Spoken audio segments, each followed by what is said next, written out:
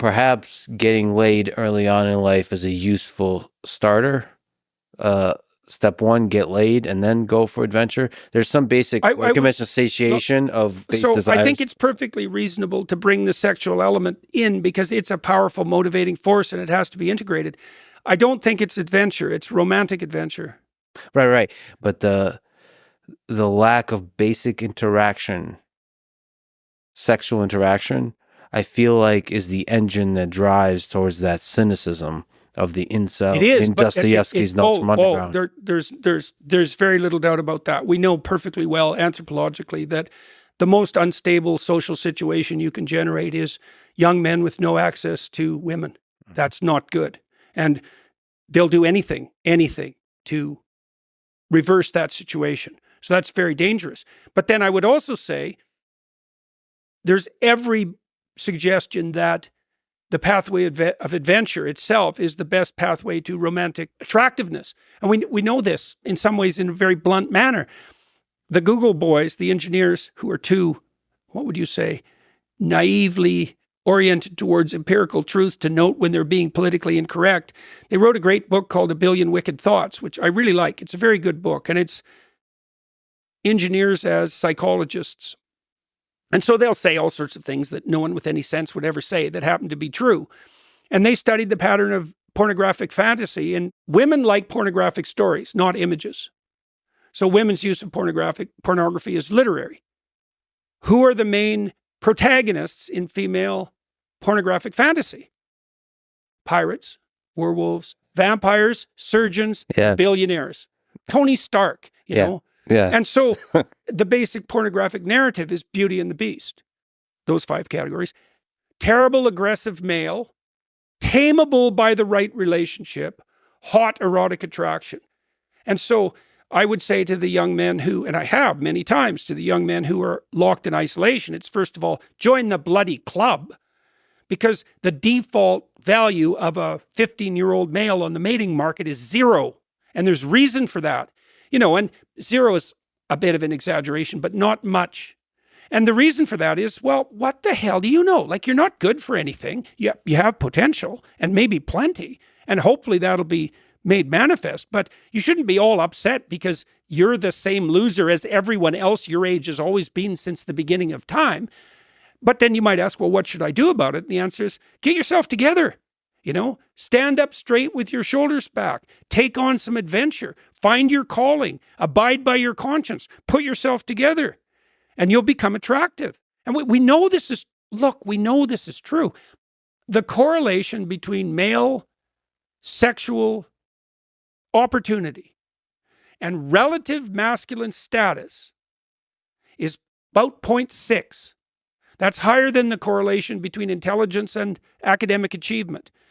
I don't think that there's a larger correlation between 2 independent phenomena in the entire social science and health literature than the correlation between relative male social status and reproductive success. It's by far the most fundamental determinant. Well, what's the cause and effect there? It's a loop. Men are motivated to attain social status because it confers upon them reproductive success. And that's not only cognitively, but biologically. I'll give you an example of this. There's a documentary I watch from time to time, which I think is the most brilliant documentary I've ever seen. It's called Crumb.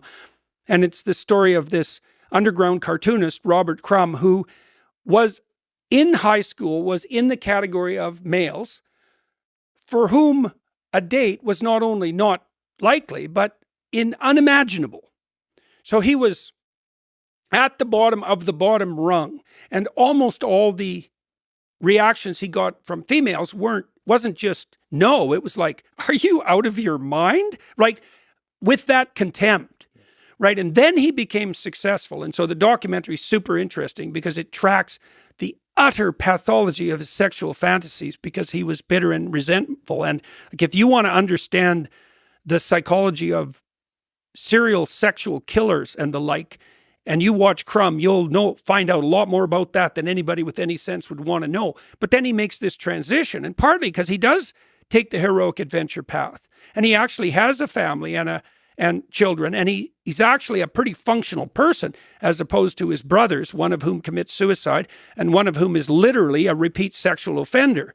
It's a brutal documentary, but he what he did in his adolescence after being rejected was he found what he was interested in. He was a very good artist. He was very interested in music, and he started to pursue those sort of single-mindedly, and he became successful. And as soon as he became successful, and the documentary tracks this beautifully, he's immediately attractive to women. And then you might ask too, even if you're cynical, it's like, well, why do I have to perform for women? And the answer to that is something like, why the hell should they have anything to do with you if you're useless? They're going to have infants. They don't need another one. Right? Partly the reason that women are hypergamous, unless they want males who are of higher status than they are, is because they're trying to redress the reproductive burden. And it's substantial. I mean, the female of any species is the sex that devotes more to the reproductive function. That's a more fundamental definition than chromosomal differentiation. And that's taken to its ultimate extreme with humans. And so, of course, women are going to want someone around that's useful, because the cost of sex for them is an 18-year-old period of dependency with an infant.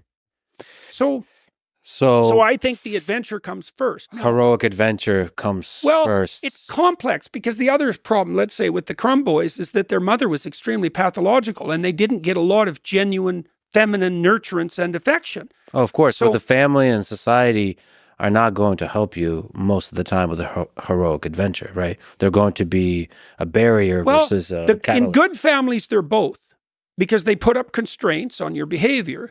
But I've interviewed a lot of successful people about their calling, let's say, because I do that with all my podcast guests. How did the path that you took to success make itself manifest? And the pattern's very typical. Almost all the people that I've interviewed had a mother and a father. Now, it's not invariant, but I'd say it's there 99% of the time. It's really high. And both of the parents, or at least one of them, but often both, were very encouraging of the person's interests and pathway to development.